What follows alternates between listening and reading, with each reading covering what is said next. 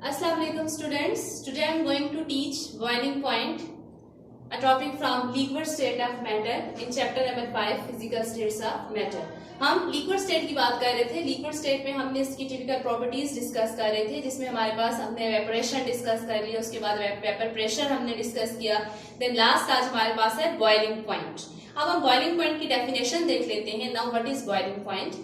The temperature at which vapor pressure of liquid becomes equal to external pressure or atmospheric pressure is called boiling point. Means के ऐसा temperature जिसपे liquid का vapour pressure जो है वो हमारे इस आउटर, जिसे हम एक्सटर्नल या एटमॉस्फेरिक प्रेशर कहते हैं, इसके जब इक्वल हो जाता है तो उस एक खास पॉइंट पे, उस खास टेम्परेचर पे लिक्विड बॉईल करना स्टार्ट कर देता है. तो हम वो टेम्परेचर नोट कर लेते हैं और उस टेम्परेचर को हम उस लिक्विड का बॉइलिंग पॉइंट कह देते हैं. अब डिफरेंट लिक्विड्स के बॉइलिंग पॉइंट डिफरेंट होते हैं. जैसा कि हमारे पास, हम वाटर की एग्जाम्पल लेते हैं. वाटर की एग्जाम्पल में हमारे पास कहते हैं वाटर का बॉइलिंग पॉइंट है 100 डिग्री सेल्सियस. इसी तरह हम अल्कोहल की बात करते हैं 78 डिग्री सेल्सियस एटसेट्रा. अब डिफरेंट लिक्विड्स के बॉइलिंग पॉइंट डिफरेंट होते हैं. ये आगे डिपेंड करता है, किस पे हम ये फर्दर आगे डिस्कस करेंगे. पहले हम इसे थोड़ा सा डिस्कस कर लेते हैं कि बॉइलिंग पॉइंट का मैकेनिज्म क्या होता है. अब जैसे कि मेरे पास एक कंटेनर है, इसमें एक लिक्विड फिल किया हुआ है. अब रिकॉल करें थोड़ा सा वेपर प्रेशर, हमने जो है वो कंटेनर पे लिड लगा दिया था. वेपर प्रेशर पे हमने देखा था, हमने इस कंटेनर को बंद कर दिया था. और जब हम हीट कर रहे थे हमारे पास, तो डेफिनेटली हीट करने से मॉलिक्यूल्स की काइनेटिक एनर्जी इंक्रीज हो रही थी. जब काइनेटिक एनर्जी इंक्रीज हो रही थी तो ये मॉलिक्यूल जो है वो बहुत तेजी से मूव कर रहे थे और जो है वो किस में कन्वर्ट हो रहे थे, वेपर्स में कन्वर्ट हो रहे थे. और वेपर्स में कन्वर्ट होने की वजह से जब रास्ते में वेपर्स में कन्वर्ट होते ही जब यहाँ पे हमने लिड लगा दी, बंद कर दिया था ये कंटेनर, तो ये वापस कंडेंसेशन स्टार्ट हो गई थी. तो हमने देखा था vaporation, condensation, then equilibrium establish हो जाता है. इक्विलिब्रियम पे जो है जब ये वेपर्स प्रेशर एक्सर्ट करते हैं इस लिक्विड पे, तो हमने उस प्रेशर को कहा था वेपर प्रेशर. अब हम देखेंगे कि ये जो वेपर प्रेशर है जब हमारे आउटर एटमॉस्फेरिक प्रेशर के साथ इसका क्या रिलेशन बनता है. तो इसमें हम थोड़ा सा यूं देखते हैं कि आपके बाद आप जो कंटेनर लेने जा रहे हैं उसको हम ओपन रखेंगे, यानी कि उसमें हम एटमॉस्फेयर का इफेक्ट भी स्टडी करेंगे. यानी कि मेरे पास एक ओपन कंटेनर है, इसमें मेरे पास ये लिक्विड पार्टिकल्स हैं. जैसे ही लिक्विड पार्टिकल्स को हीट किया जाता है, यानी कि हम यहाँ से कंटिन्यूसली हीट प्रोवाइड कर रहे हैं, इस हीट प्रोवाइड करने से यहाँ से क्या बनते जाएंगे, वेपर्स बनते जाएंगे. पार्टिकल्स की काइनेटिक एनर्जी इंक्रीज होगी. ये लोअर काइनेटिक एनर्जी पे जो थे ये एवरेज पे थे, ये हायर काइनेटिक एनर्जी पे थे. तो इनको जब हीट मिलेगी तो ये लोअर वाले अपनी एनर्जी यहाँ ट्रांसफर करेंगे, यहाँ ट्रांसफर करेंगे. फर्दर जो इनकी एनर्जी है वो बहुत ज्यादा हो जाएगी कि ये लिक्विड स्टेट से वेपर्स में स्टार्ट हो जाएंगे कन्वर्ट होना. अब जैसे ये वेपर स्टेट में जाएंगे, वेपर्स बनेंगे यहाँ पे, तो हमारे पास यहाँ पे एक फैक्टर आ जाता है एटमॉस्फेरिक प्रेशर. क्या आ जाता है? Atmospheric pressure. Atmospheric pressure atmosphere हमारे सराउंडिंग में, जिसे हम एनवेलप ऑफ गैसेस कहते हैं. एटमॉस्फेरिक प्रेशर में हमारे पास डेफिनेटली गैसेस प्रेजेंट है, तो वो गैसेस भी प्रेशर एक्सर्ट करती हैं. उनके प्रेशर को हम एटमॉस्फेरिक प्रेशर कहते हैं. अब जब यहाँ पे हमारे पास वेपर्स का प्रेशर होगा, वेपर यहाँ पे प्रेशर एक्सर्ट करेंगे, तो ये एटमॉस्फेरिक प्रेशर जो है, यहाँ पे एयर का जो प्रेशर है, ये इनको दबाएगा और इनको यहाँ से एस्केप नहीं करने देगा.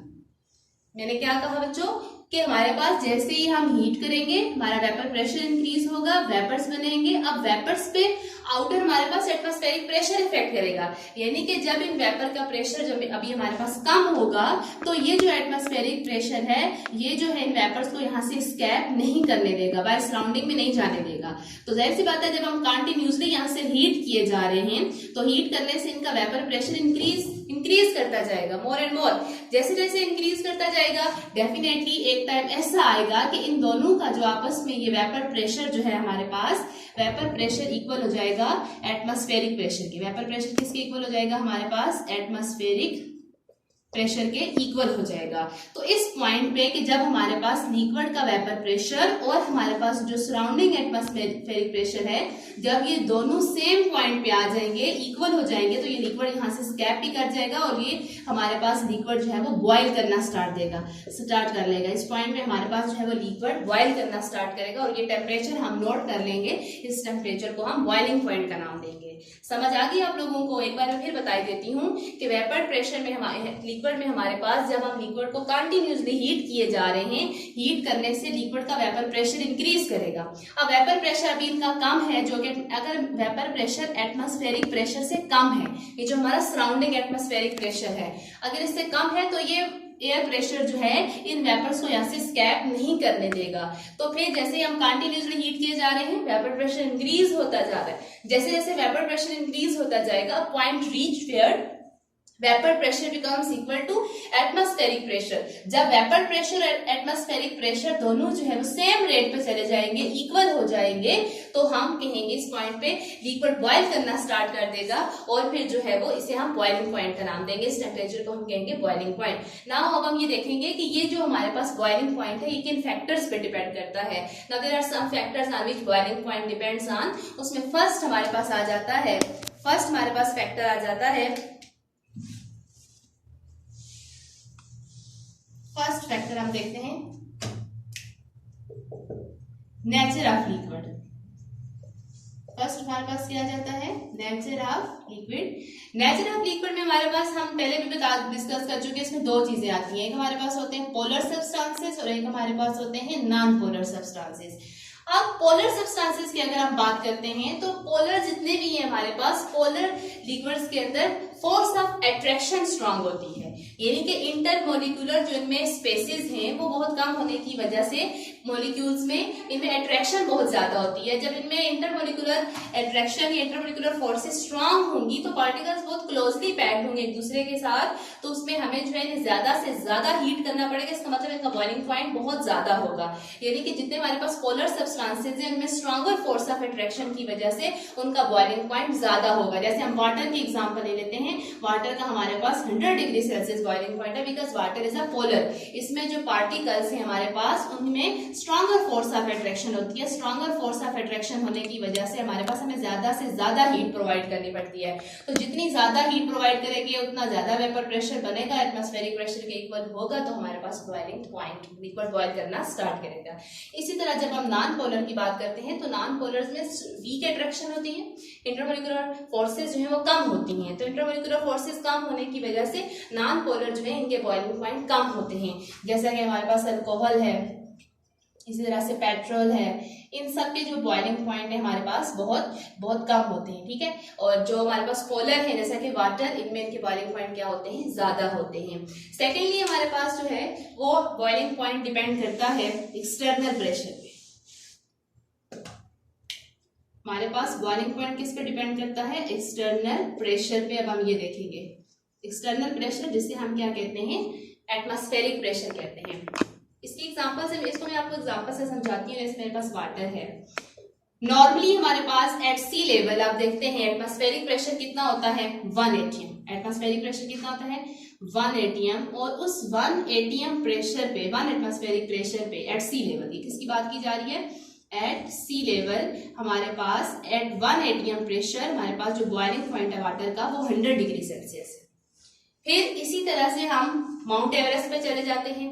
जैसे जैसे हम ऊपर जाते हैं, हाई लेवल पे जाते हैं, तो हमारे पास एटमॉस्फेरिक प्रेशर कम होता जाता है, ठीक है। अब जब हम माउंटेन्स पे चले जाते हैं, हमारे पास जो एटमॉस्फेरिक प्रेशर है वो कम हो जाता है, डिक्रीज हो जाता है। जब एटमॉस्फेरिक प्रेशर कम हो जाएगा डेफिनेटली बॉइलिंग पॉइंट भी हमारे पास क्या हो जाएगा, कम हो जाएगा। जैसे हम बात करते हैं कि at Mount Everest at about 850 metre above हम चले जाते हैं सी लेवल से, तो उसमें हमारे पास एटमॉस्फेरिक प्रेशर हो जाता है 71 किलो पास्कल। यहाँ पे 1 एटीएम में था तो अगर किलो पास्कल में ले 101.325 किलो पास्कल होगा। और यहाँ मैं कहती हूँ कि अगर 71 किलो पास्कल प्रेशर हो, जैसे हम ऊपर चले जाते हैं, माउंटेन्स पे चले जाते हैं, प्रेशर कम हो जाता है, तो इस 71 किलो पास्कल पे जो हमारे पास वाटर का बॉइलिंग पॉइंट होगा वो 70 डिग्री सेल्सियस होगा। देखिए देयर इज अ डिफरेंस। अब मैंने कहा एट सी लेवल 101.325 किलो पास्कल पे वाटर का प्रेशर कितना है, 100 डिग्री सेल्सियस। और 71 किलो पास्कल अगर प्रेशर हम डिक्रीज कर देते हैं, माउंटेन्स पे चले जाते हैं, तो हमारे पास जो है वो वाटर का बॉइलिंग पॉइंट 70 डिग्री सेल्सियस हो जाता है। देन उसके बाद हम देखते हैं इन प्रेशर कुकर, हम प्रेशर कुकर की बात करते हैं। इन प्रेशर कुकर प्रेशर कुकर में जैसा कि उसके अंदर वाल्व लगे हुए होते हैं जो उसके अंदर के प्रेशर को एडजस्ट करते हैं। प्रेशर कुकर के अंदर का जो हमारे पास प्रेशर है वो होता है 2 atm। अब प्रेशर ज्यादा हो गया है, इंक्रीज हो गया है। अब इस 2 atm पे मैं अगर वाटर का जो है वो टेम्परेचर देखूं हमारे पास तो कितना होगा, डेफिनेटली प्रेशर ज्यादा हो गया तो अब वाटर का जो बॉइलिंग पॉइंट है वो भी ज्यादा हो गया, इट्स अबाउट 120 डिग्री सेल्सियस। यानी कि प्रेशर कुकर में वाटर तब तक नहीं बॉयल करेगा जब तक कि वाटर का अपना जो वेपर प्रेशर है वो इस 2 atm प्रेशर के इक्वल नहीं हो जाता। तो ये जो सारे हमारे पास डिफरेंट वैल्यूज आ रही हैं, एक वाटर की हम बात कर रहे हैं और उसके जो है वो डिफरेंट एटमॉस्फेरिक प्रेशर पे डिफरेंट बॉइलिंग पॉइंट आ रहे हैं। तो इसकी रीजन क्या है? इसकी रीजन यही है कि किसी भी लिक्विड का जो बॉइलिंग पॉइंट है वो उसके एक्सटर्नल प्रेशर पे डिपेंड करता है। अगर आप एक्सटर्नल प्रेशर चेंज कर देंगे तो फिर डेफिनेटली उस लिक्विड का जो बॉइलिंग पॉइंट है वो भी चेंज हो जाएगा। एक्सटर्नल प्रेशर का जो है वो डायरेक्ट रिलेशन बनता है किसके साथ? बॉइलिंग पॉइंट के साथ। बॉइलिंग पॉइंट के साथ एक्सटर्नल प्रेशर का डायरेक्ट रिलेशनशिप बनता है। यानी कि जितना आप एक्सटर्नल प्रेशर इंक्रीज करेंगे, एक्सटर्नल प्रेशर इंक्रीज होगा तो लिक्विड का वेपर प्रेशर इंक्रीज होगा। जैसे मैं आपको यहां पे बताऊं, जैसे ये हमारे पास लिक्विड पार्टिकल्स हैं, इन्हें आप यहां से हीट प्रोवाइड करते हैं। अब यहां से सराउंडिंग में हमारे पास एटीएम एटमॉस्फेरिक प्रेशर आ जाता है।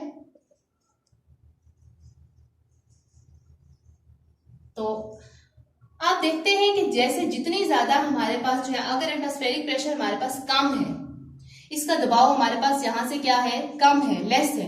अगर एटमॉस्फेरिक प्रेशर कम होगा तो हमारे पास वेपर प्रेशर जो है वो जल्दी जो है लिक्विड का जो वेपर प्रेशर है वो एटमॉस्फेरिक प्रेशर के इक्वल हो जाएगा।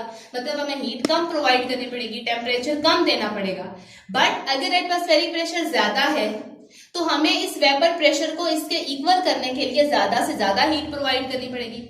जितनी ज्यादा हीट प्रोवाइड करेंगे मींस कि उतना टेम्परेचर ज्यादा हो जाएगा। इसका मतलब यही है कि बॉइलिंग पॉइंट जो है वो एक्सटर्नल प्रेशर पे डायरेक्टली डिपेंड करता है। मींस यहाँ पे हमारे पास देखें एटमॉस्फेरिक प्रेशर जो है वो 101.325 किलोपास्कल है तो वाटर का बॉइलिंग पॉइंट कितना है? 100।